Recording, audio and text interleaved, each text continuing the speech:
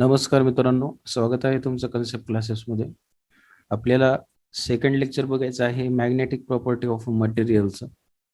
तर आपण फर्स्ट लेक्चरमध्ये बघितलं होतं what is mean by magnetism, then त्यामध्ये non magnetic material, then permeability बघितलं, देन रिलेटिव्ह परमियाबिलिटी काय आहे, ते काही क्लासिफिकेशन बघितलं based on magnetic material, based on permeability.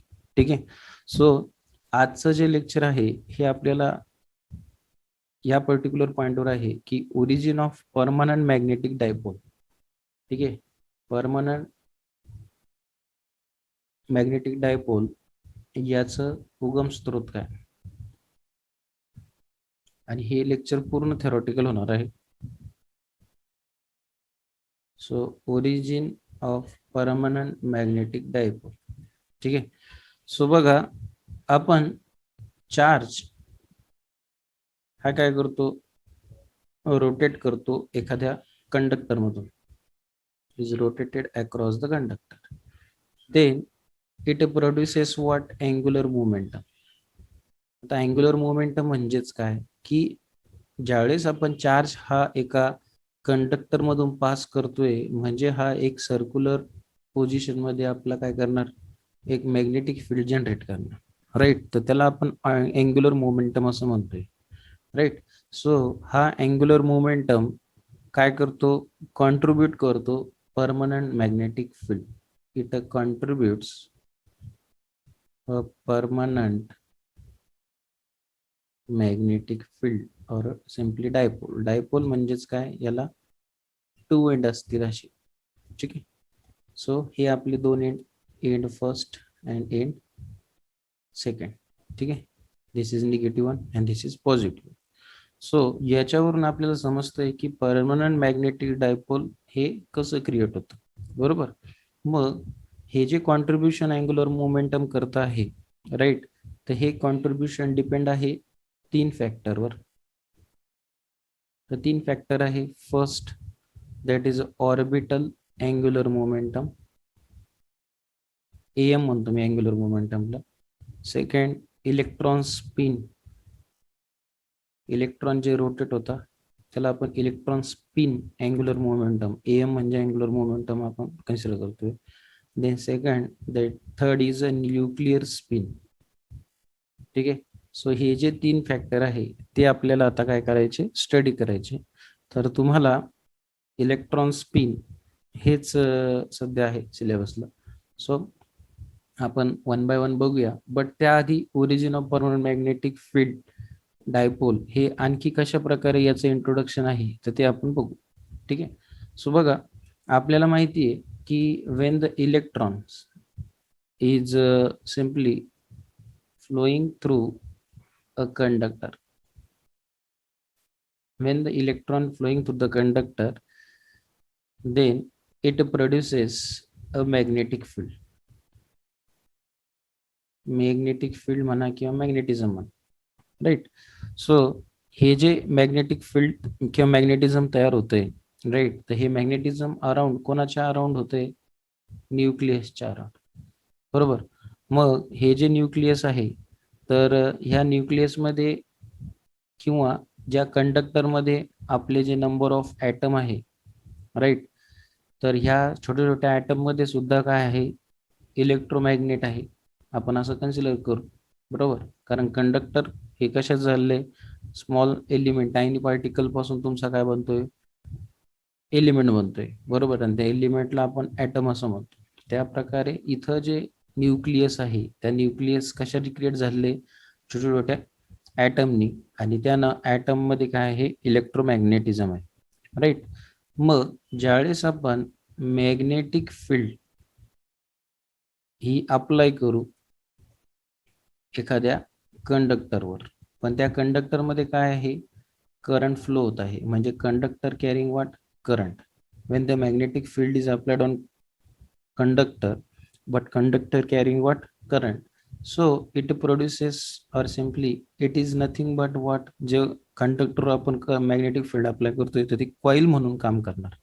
Conductor acts as what, coil. Then ह्या कॉईल मध्ये electron in the current will means electron in the current will get some angular momentum.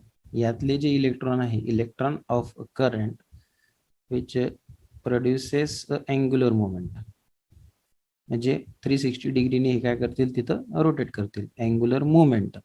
बरोबर. So each angular momentum it produces a permanent magnetic dipole moment.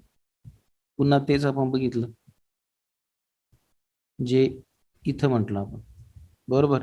But हे काय होतं, एक basic होतं, हे याचं इलॉबरेशन आहे. ओके. सो यामध्ये आपल्याला परमनंट मॅग्नेटिक डायपोल मुवमेंट आणि दुसरं एक ॲडिशनल यामध्ये काय म्हणतो, atomic magnetic movement. Atomic magnetic movement which contributes from a vector sum of movement contributed by individual electron by its orbital motion. म्हणजे ह्या ऑर्बिटल मोशन मध्ये ह्या permanent magnetic dipole movement and atomic magnetic movement याचं काय होतंय, contribution होतंय, आणि तेच कॉन्ट्रीब्युशन ॲज अ व्हेक्टर सम म्हणून कन्सिडर केलं जाते with individual electron for a orbital motion. हेच आपण वापरतो इच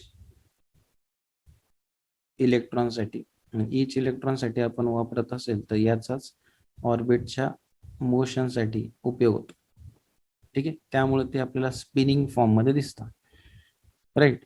सो हे एक आहे याचं बेसिक इंट्रोडक्शन. तर यानंतर आपल्याला बघायचं आहे आता इलेक्ट्रॉन स्पिन म्हणजे काय. ठीक आहे. पॉइंट्स जरा जास्त थेरॉटिकल आहे. ठीक आहे. सो समवॉट बोरिंग वाटतंय, बट आपल्याला याला स्किप करून चालणार नाही. ठीक आहे. सो हे महत्वाचे पॉइंट आहे. इलेक्ट्रॉन स्पिन नेक्स्ट पॉइंट, याला नोट करून घ्या.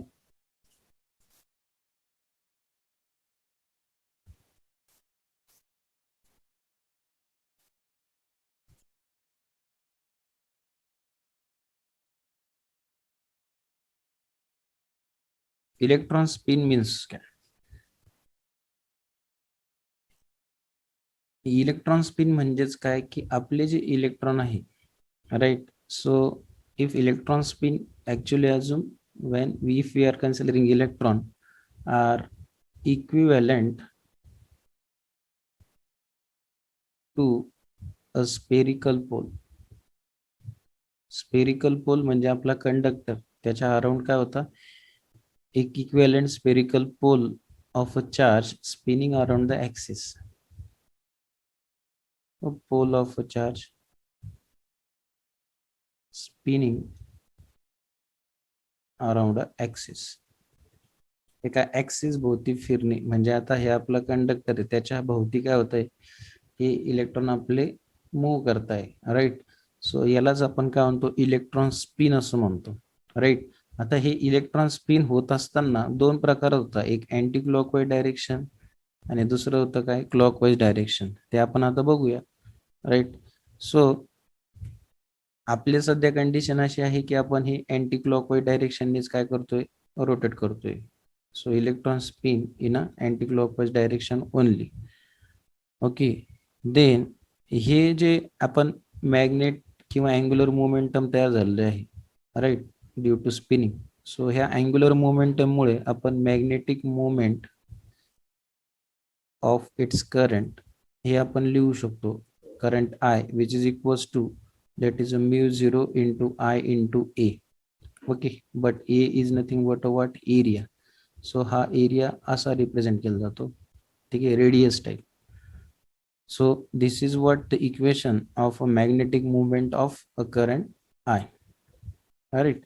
सो याचा आता unit of permanent dipole movement हे काय आहे, तर unit of permanent dipole moment is Bohr's magnetism. हे थोडंसं आता युनिट वेगळं आहे.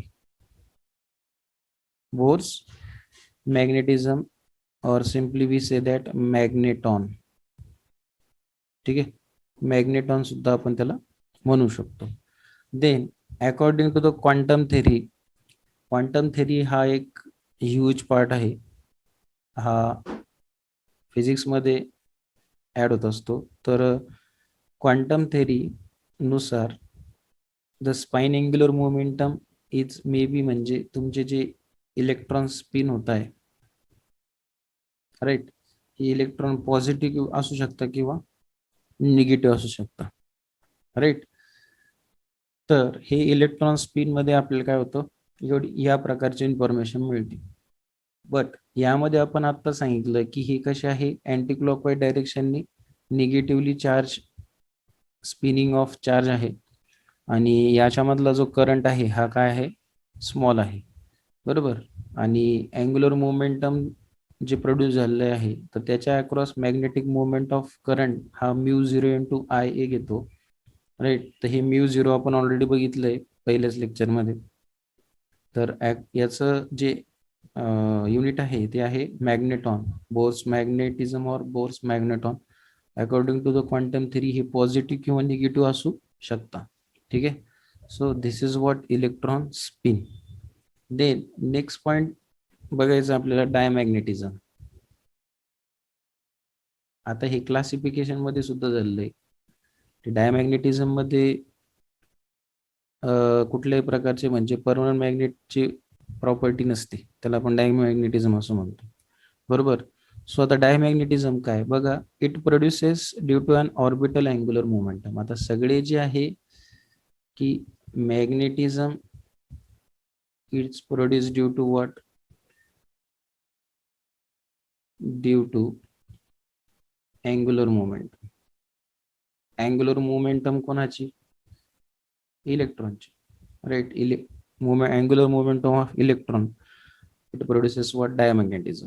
आता याच्यामध्ये दोन प्रकारचे लॉ येतात, एक एम्पियर्स लॉ आणि दुसरं येतं that is a Lenz law. पहिले आपण एम्पियर्स लॉ बघू, की according to the Ampere's law, की यांच्या म्हणण्यानुसार जो करंट हा पास करतोय आपण एखाद्या ऑर्बिट मध्ये, ठीक आहे. सो ऑर्बिट मधून पास करत असताना हा काय प्रोड्यूस करतो, मॅग्नेटिक फील्ड, राईट. आणि ही मॅग्नेटिक फील्ड इक्विव्हॅलेंट असते, magnetic field is equivalent to the magnetic field set up by dipole placed at perpendicular to the plane. म्हणजेच आपण याला इन शॉर्ट असं म्हणू शकतो, which is equivalent to the dipole placed perpendicular to the plane, ठीक आहे. So this statement is important one, okay.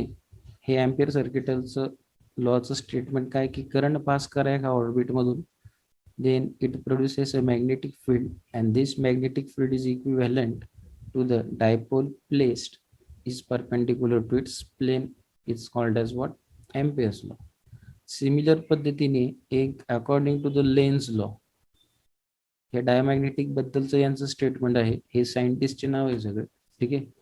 तर according to the Lenz law, Lenz लॉचं म्हणणं काय आहे, की जे आपले इंड्युस्ड मॅग्नेटिक फील्ड आहे, इंड्युस्ड मॅग्नेटिक फील्ड म्हणजे जी जनरेट झालेली, बाहेर पडलेली, ठीक आहे, इंड्यूस मॅग्नेटिक फील्ड,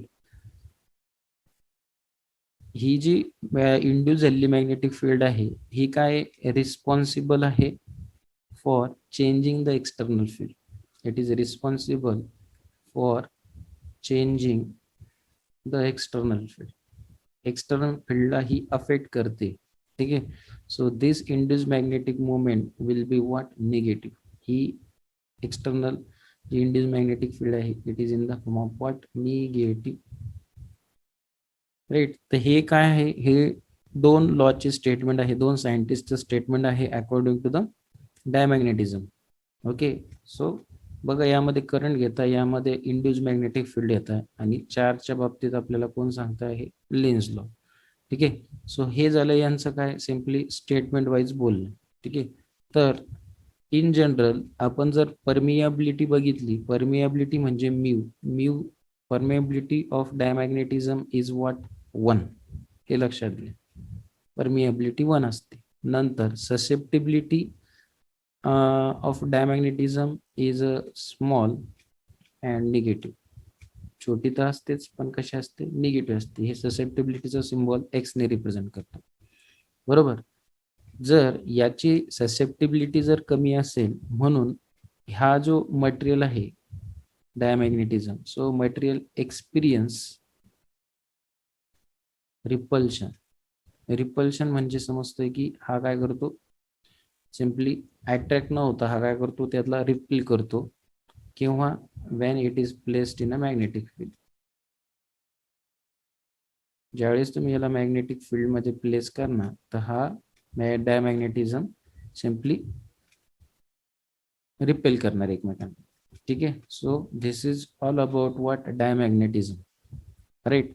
जसं डायमॅग्नेटिझम आपण बघतोय, त्यानंतर आपल्याला बघायचं आहे पॅरामॅग्नेटिझम. ठीक आहे.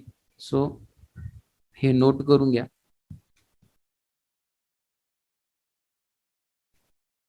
तुम्हाला मी सुरुवातीलाच सांगितलं की हे जे आहे टोटल थेरोटिकल लेक्चर राहणार आहे. एखादी डायग्राम मिळेल आपल्याला फक्त, बस. ती पॅरामॅग्नेटिझम मध्येच मिळेल, किंवा क्युरी टेम्परेचर म्हणतो आपण त्याला. पॅरामॅग्नेटिझम. आता पॅरामॅग्नेटिझम शिकण्याआधी आपल्याला पहिले परमनंट मॅग्नेट मध्ये काय होतंय ते बघायचे.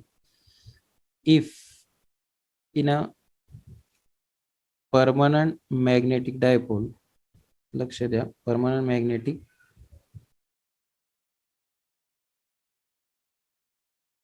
Dipole present in atom. एखाद्या ॲटम मध्ये आपला काय परमनंट मॅग्नेटिक डायपोल हा प्रेझेंट आहे, राईट. तो हा ॲटम असू शकतो, आयन असू शकतो, किंवा मॉलिक्यूल असू शकतो, डिपेंड, या तिन्ही पैकी कुठलाही. देन तुमचा जो मटेरियल आहे, राईट, हा मटेरियल शो करतो दॅट इज पॅरामॅग्नेटिझम. म्हणजे पॅरामॅग्नेटिझम हा काय आहे, परमनंट मॅग्नेटिक डायपोलचाच प्रकार आहे, बरोबर. पण त्याच्यामध्ये काय पाहिजे, परमनंट मॅग्नेटिक डायपोल ही कॅरेक्टरिस्टिक्स प्रेझेंट पाहिजे, तेव्हाच आपण त्याला काय म्हणतो, पॅरामॅग्नेटिझम. म्हणजे तुम्हाला आता कळालं की पॅरामॅग्नेटिझम कसं येतं. ठीक आहे. जेव्हा आपण एक्सटर्नल फील्ड, राईट, ही अप्लाय करतो परमनंट मॅग्नेटवर, ही एक पहिली condition, right. When the external field is applied on permanent magnetism, then it line up to produce a positive induced magnetic field. So it produces positive magnetic moment. ठीक आहे. ही first condition. जेव्हा same पद्धतीने external field is applied across a paramagnetism, जर paramagnetism वर आपण, आता ही पहिले परमनंटवर होती, आता पॅरामॅग्नेटिझम वर जर अप्लाय केली, right, then randomly distributed magnetic movement, म्हणजेच तुमची जी मॅग्नेटिक मुवमेंट आहे ही काय होऊन जाते, झिरो होऊन जाते. So magnetic movement is zero. का झिरो होते, कारण यामध्ये काय होता, जे इलेक्ट्रॉन असतात हे रँडमली एनी डायरेक्शननी काय होता, मूव्ह होत, एनी डायरेक्शन. सो एनी डायरेक्शननी जर मूव्ह होत असेल तर त्यांच्यामध्ये एक लेफ्ट साईडला जाणार, एक राईट साईडला जाणार, हा निगेटिव्ह हा पॉझिटिव्ह, म्हणजेच तुमचं इथं न्यूट्रल हे काय होईल, आपण त्याला थर्मल व्हेलॉसिटी असं म्हणतो. तर थर्मल व्हेलॉसिटी तुमची न्यूट्रल होऊन जाते, ऑटोमॅटिकली मॅग्नेटिक डायपोल किंवा मॅग्नेटिक मुवमेंट हा सुद्धा काय होतो, झिरो होतो. तर यामध्ये हे दोन प्रकार दिसून येतात.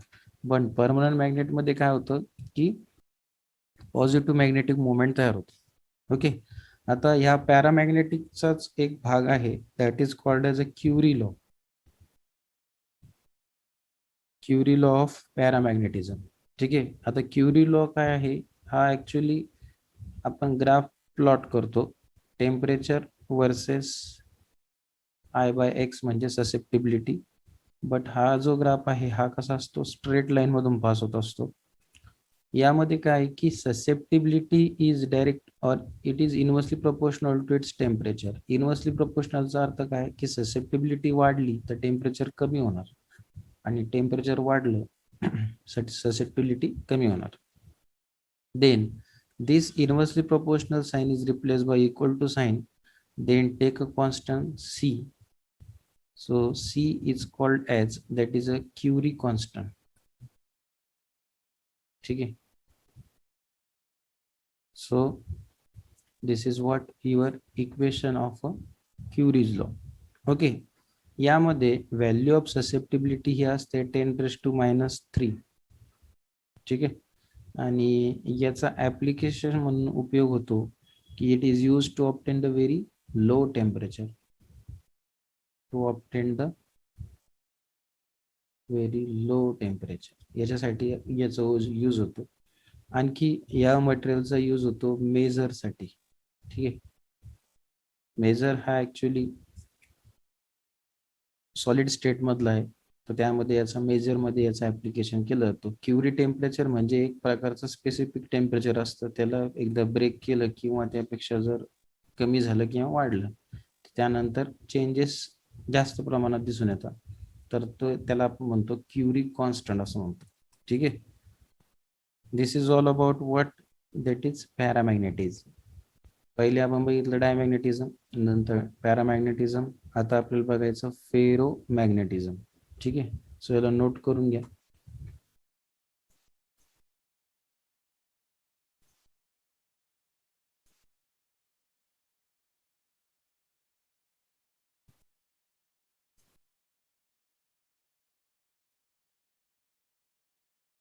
फेरोमॅग्नेटिझम. फेरोमॅग्नेटिझम मध्ये काय की परमनंट मॅग्नेटची प्रॉपर्टी असते, बरोबर.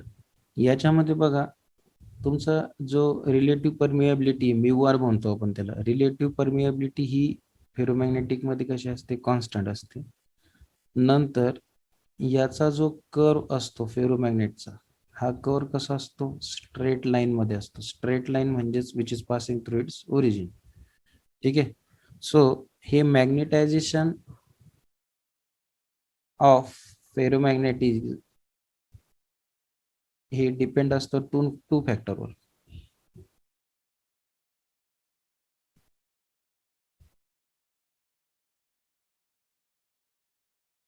Two factors. Which are those? First one is a field intensity.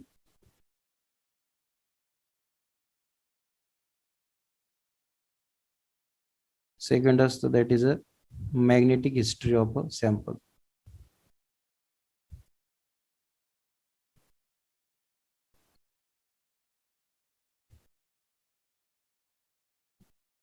पहिले काय field intensity, दुसरं magnetic history of a sample. आता ज्यावेळेस no external field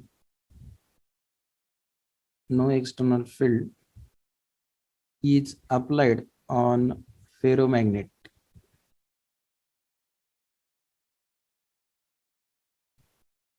आपण कुठल्याच प्रकारची एक्सटर्नल फील्ड ही अप्लाय केली नाही, देन जे फेरोमॅग्नेट आहे तरी still it operate on magnetism. बघा याच्यामध्ये ही प्रॉपर्टी काय येते, कारण याच्यामध्ये परमनंट मॅग्नेट ही प्रॉपर्टी असते, त्यामुळे याला एक्सटर्नल फील्ड दिली काय नाही दिली काय काही फरक पडणार का नाही. ठीक आहे. सो हे जे आहे कशामुळे होतं, ड्यू टू परमनंट मॅग्नेट हा एक प्रश्न आहे किंवा याचा आन्सर आहे ड्यू टू, आणखी एक जर बघितलं due to what, that is uncompensated electric spin, electron spin, याच्यामुळे पण याच्यावर काय होतो, इफेक्ट होतो, त्यामुळे याच्यामध्ये ऑलरेडी मॅग्नेटिझम असतं. ठीक आहे. So concept of uncompensated electron spin is explain in iron atom. So आपल्याला आता आयर्न ॲटम याचं स्टडी करायचा. तर आयर्न ॲटमचं तुम्हाला बघा एक शेल दिलेली यामध्ये, तर आयर्नचा atomic mass number may be 26, तुम्हाला माहितच असेल, याला के शेल म्हणतात, KL, देन M आणि देन N. ठीक आहे. हे KLMN हे काय आहे, वेगवेगळ्या प्रकारच्या शेल आहे, त्याला आपण काय म्हणतो, ऑर्बिट असं म्हणतो. ठीक आहे. ह्या ऑर्बिटमध्ये जे 26 इलेक्ट्रॉन आहे, राईट, याचं कॉन्ट्रीब्युशन कसं झालं आहे, 2, 8, 14 आणि 2. ठीक आहे. सो हे जे KLMN आहे, याला आपण शेल्स असं म्हणतो, राईट. हे तुम्हाला केमिस्ट्रीमध्ये सुद्धा झालं असेल. आणि ह्या ज्या शेल्स आहे, ह्या तर अँटी क्लॉकवाईज और क्लॉकवाईज अशा दोन्ही प्रकारात काय होतं, काम करतात. क्लॉकवाईज और अँटी क्लॉकवाईज मध्ये म्हणजे इलेक्ट्रॉन रोटेट करायचं काम करतात. आता जर आपण कन्सिडर केली एम शेल, एम शेल मध्ये किती इलेक्ट्रॉन आहे, 14 electron, 14 electron, right. Out of this जे 9 इलेक्ट्रॉन आहे, हे 9 इलेक्ट्रॉन काय करतात, स्पिन करतात क्लॉकवाईज डायरेक्शन. ठीक आहे. आणि जे रिमेनिंग इलेक्ट्रॉन आहे, म्हणजे 5 इलेक्ट्रॉन, हे मूव्ह करता अँटी क्लॉकवाईज डायरेक्शन. ठीक आहे, क्लॉकवाईज आणि anti clockwise direction. So due to, म्हणजे याच्यामध्ये ही जी इनइक्वेलिटी जी क्रिएट होते, ड्यू टू दिस इनइक्वेलिटी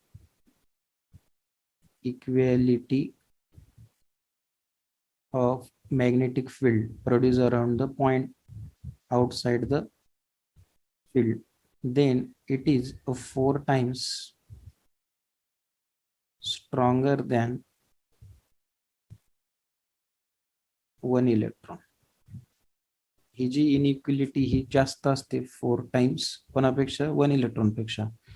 म्हणून याला अदर वर्ड मध्ये आपण लिहू शकतो 4μ0 आठवलं का तुम्हाला, हे I0, μ0 आणि I0 हे आपण कुठं बघितलं होतं, याला आपण बघितलं होतं इलेक्ट्रॉन स्पिन मध्ये. तर हा काय असतो, 4 टाइम्स असतो, म्हणून हा ऑलरेडी मॅग्नेटिझम म्हणून काम करतो. ठीक आहे. सो हे याचं काय महत्वाचं एक बेसिक आहे, जे की फेरोमॅग्नेटिक हा परमनंट मॅग्नेटिझम म्हणून काम करतो. ठीक आहे. देन यानंतर एक टर्म आहे ट्रान्झिशन टेम्परेचर, आणि त्यानंतर आहे मॅग्नेटिक डोमेन. तर याला नोट करून घ्या, फेरोमॅग्नेटिक संपलेलं नाही आणखी, यामध्ये आणखी आपल्याला बघायचं आहे. ठीक आहे. सो याला नोट करून घ्या.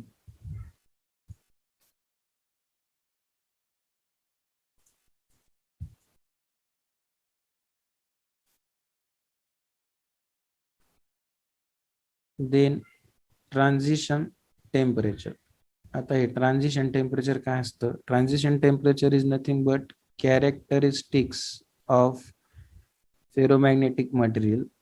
ही एक प्रकारची कॅरेक्टरिस्टिक्स आहे फेरोमॅग्नेटिक मटेरियलची. हे मटेरियल काय करतं, it is different from above and और बिलो. अबोव साठी वेगळी कंडिशन आणि बिलो साठी वेगळी condition. And this temperature is called as transition temperature. ठीक आहे. Transition temperature is represented as TF. ठीक आहे. नेक्स्ट आहे बघा, that is a ferromagnetic domain. आपल्याला डोमेन नेम समजतं, बरोबर. तर हे डोमेन म्हणजे काय, तर फेरोमॅग्नेट आपल्याला समजलं, पण डोमेन म्हणजेच काय, domain is nothing but a region. Region म्हणजे एक प्रकारचा एरिया. आणि हे जे फेरोमॅग्नेटिक मटेरियल आहे, it consist of number of region. It consist of number of region. Why, because permanent magnetism तुम्हाला त्याच्यामध्ये भेटलं पाहिजे, right. Because of permanent magnetism.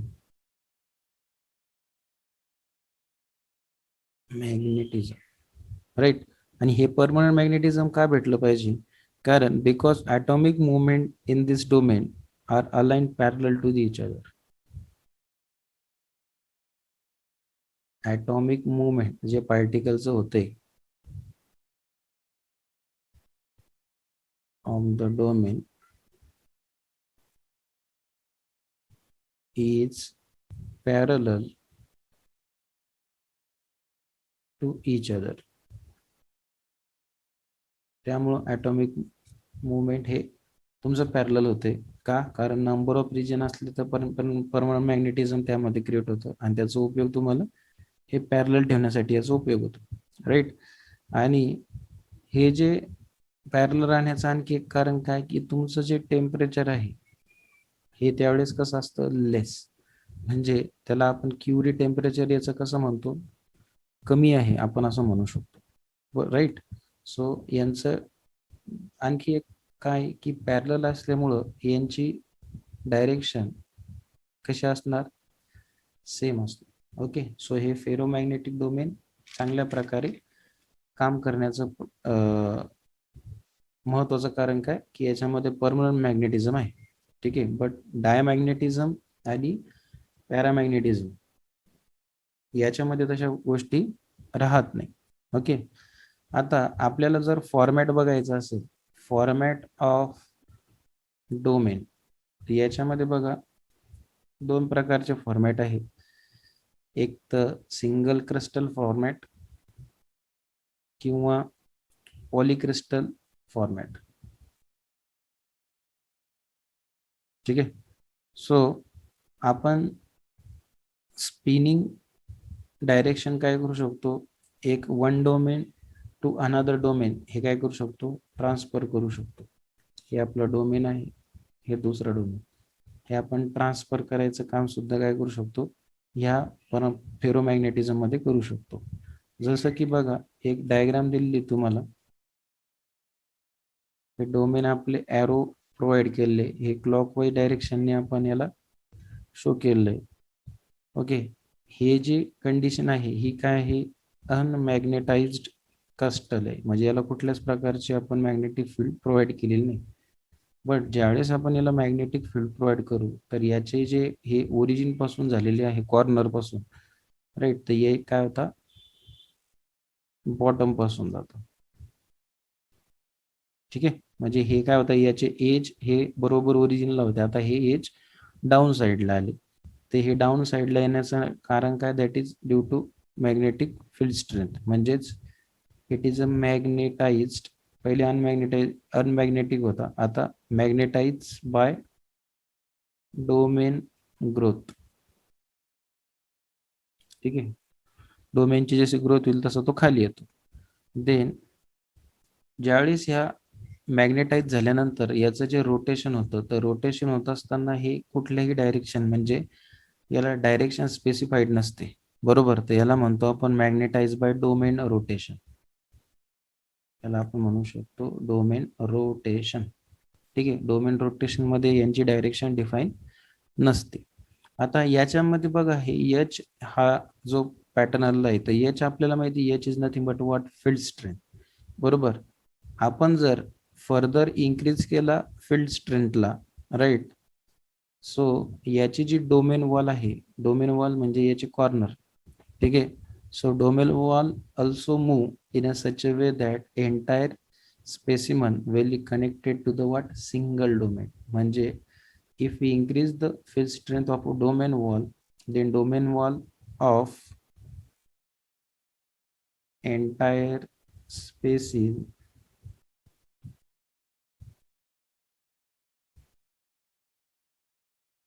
converted into single domain. म्हणजे हे जे चार प्रकारचे डोमेन आहे ते काय होता, एक सिंगल डोमेन म्हणूनच काम करतात ज्यावेळेस तुम्ही एच वाढवला तर. ठीक आहे. सो लाईक दिस असं आपल्याला एक स्ट्रक्चर सुद्धा प्रोव्हाइड केलेलं आहे.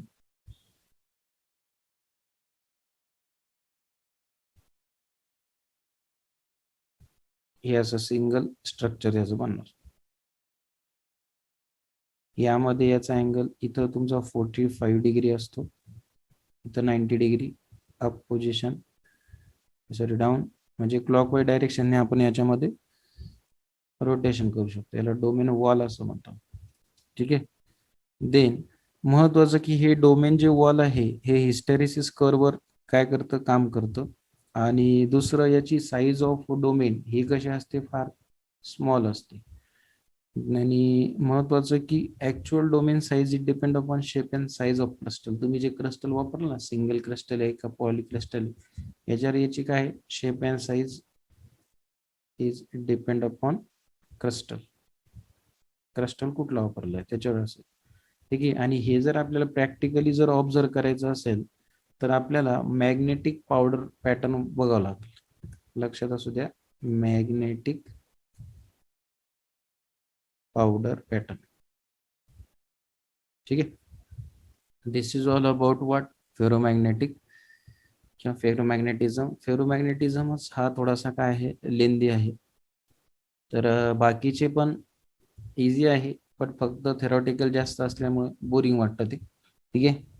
सो याचा डिफरन्सच्या फॉर्म मध्ये जर तुम्ही प्रिपरेशन केलं तर हे आणखी सोपं जाईल. ठीक आहे. सो आपण ह्या लेक्चरमध्ये इथेच थांबूया. नेक्स्ट लेक्चरला आपल्याला बघायचं आहे मॅग्नेटायझेशन कर्व. ठीक आहे. So will stop here. Thank you.